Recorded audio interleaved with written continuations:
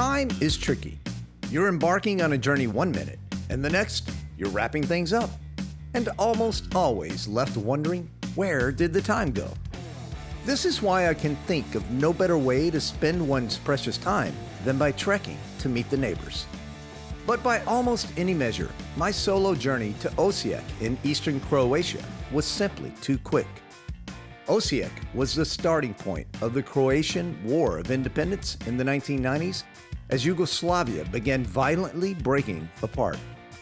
The scars from this brutal conflict are still evident, but looking deeper, one can see there's way more to this quaint, charming city than the consequences of war. From old towns to grand churches and odd Picassos, sad elephants to happy mosquitoes, this city could easily warrant a week. But I only had 24 hours. Thankfully, I had a guide and host who ensured I'd make the most of my time.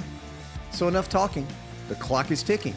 It's time to begin my 24 hours in Osijek, Croatia.